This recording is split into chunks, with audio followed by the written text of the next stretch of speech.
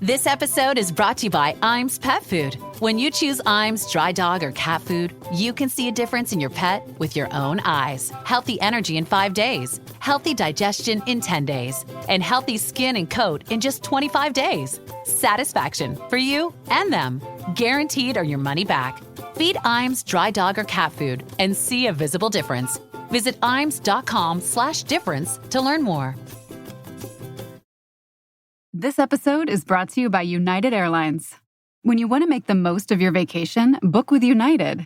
They're an airline that cares about your travels as much as you do. United is transforming the flying experience with Bluetooth connectivity, screens, power at every seat, and bigger overhead bins to help fit everyone's bag. And with their app, you can skip the bag check line, get live updates, and more.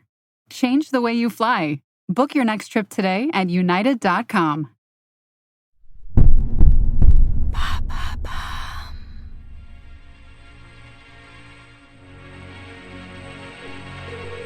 Alors que les femmes sont strictement interdites à bord des navires, une botaniste se déguise en garçon et embarque aux côtés de Bougainville pour explorer le monde.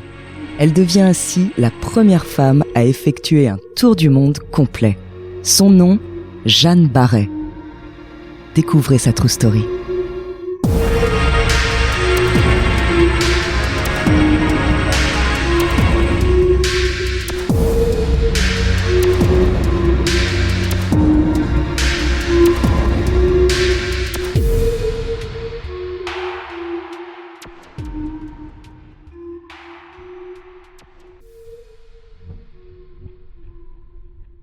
Dans les années 1760, Louis-Antoine de Bougainville prépare son expédition politico-scientifique.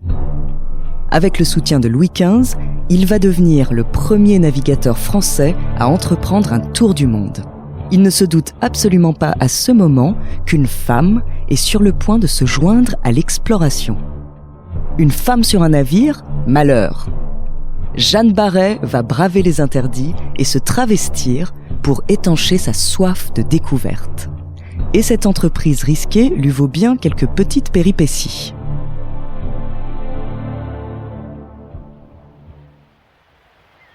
Au départ, rien ne prédestine Jeanne Barret à de telles aventures. Elle naît en 1740 dans une famille modeste au cœur d'un petit village de Bourgogne. On ne sait pas grand-chose de la jeunesse de Jeanne, si ce n'est qu'elle commence à travailler assez jeune en tant que domestique, et c'est ainsi qu'elle rencontre un homme qui fait basculer son destin, le botaniste et médecin Philibert Commerson. L'homme, de 13 ans son aîné, emploie Jeanne Barret pour qu'elle s'occupe du foyer et de son fils, car il est veuf.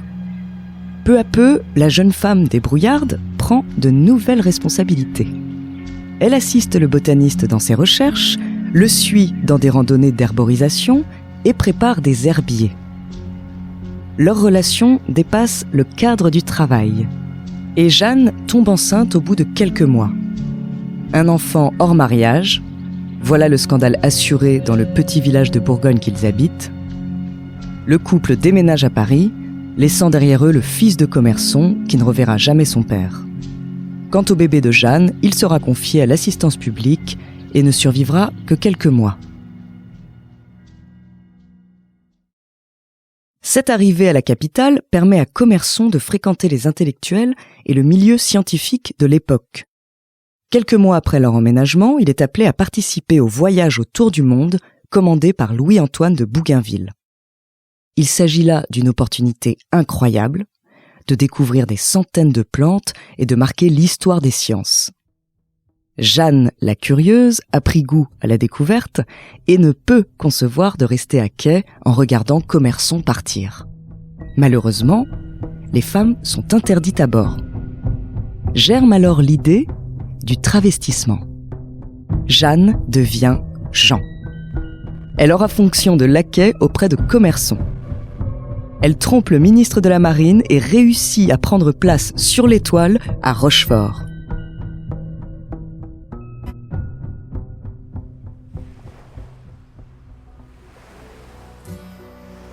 Une fois dépassés les premiers jours de mal de mer, c'est un voyage fantastique qui s'offre au duo de scientifiques. Jeanne et Philibert explorent des dizaines de régions inconnues et récoltent des plantes, des coquillages et des poissons séchés de Rio de Janeiro à Montevideo, en passant par Buenos Aires, les îles Malouines, la Patagonie, la Nouvelle-Guinée et ainsi de suite jusqu'à l'île de France, nom de l'île Maurice à l'époque. Ryan Reynolds here for, I guess, my 100th Mint commercial. No, don't. I mean, honestly, when I started this, I thought I only have to do like 4 of these. I mean, it's unlimited premium wireless for $15 a month. How are there still people paying 2 or 3 times that much? I'm sorry, I shouldn't be victim blaming here. Give it a try at mintmobile.com/save whenever you're ready. $45 upfront payment equivalent to $15 per month. New customers on first 3-month plan only. Taxes and fees extra. Speed slower above 40 gigabytes. See details. L'expédition dure près de 2 ans et comporte aussi son lot de problèmes. Il n'est pas facile de se travestir à longueur de journée et l'hygiène est un vrai défi. Jeanne doit se cacher pour satisfaire ses besoins intimes et trouver du linge propre plus souvent que les hommes. Elle multiplie aussi les efforts physiques pour ne pas être démasquée. Elle bande sa poitrine. La jeune exploratrice effectue les travaux de force à bord. Et pendant les escales, elle se dépasse aussi, comme au détroit de Magellan par exemple, où elle escalade des montagnes par moins 40 degrés avec un fusil sur le dos. Il est impossible de concevoir les travaux qu'elle a faits, et malgré tout cela, des rumeurs courent sur l'identité de cette bête de somme, comme on la surnomme. Ce n'est qu'à Tahiti, 1 an après le début de l'expédition, que Jeanne Barret est reconnue comme femme. Des habitants de l'île sont formels, ce matelot est une femme et ils aimeraient qu'on leur en fasse cadeau. Jeanne est en pleine détresse, entourée de tous ces hommes qui la suspectent. Elle dit alors à Bougainville « Je ne suis ni homme ni femme, mais du 3e sexe, eunuque ». Cette version permet de protéger Commerson et Bougainville fait semblant d'y croire. Jeanne est autorisée à poursuivre le voyage à leur côté si elle continue à prendre l'apparence d'un homme. En attendant, elle reste enfermée dans le navire le temps du mouillage à Tahiti et ne quitte plus ses pistolets au cas où des membres de l'équipage viendraient l'importuner.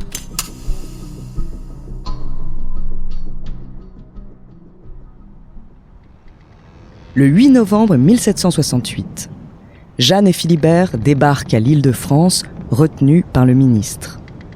Cette décision est lourde de conséquences parce qu'aucune publication scientifique, en guise de bilan de l'expédition, ne sera publiée et les imposantes récoltes envoyées en France seront dispersées entre différents collectionneurs. Au bout de 5 ans, Commerson, moralement et physiquement fatigué, décède des suites d'une pleurésie. Après le décès de son maître et amant, Jeanne se retrouve sans le sou et ouvre un cabaret dans sa maison de Port-Louis. Elle se marie avec un bas-officier et peut ainsi rentrer en France, bouclant le premier tour du monde exécuté par une femme.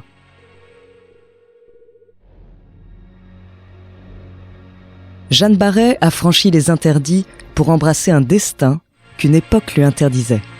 Plusieurs personnes lui ont rendu hommage, de Bougainville à Diderot, en passant par le roi Louis XVI.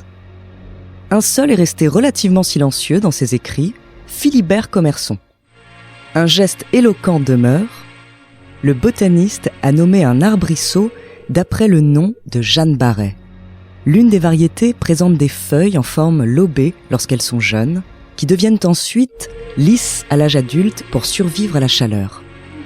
Une plante dont la morphologie s'adapte pour survivre, comme a su si bien le faire l'indispensable scientifique en herbe.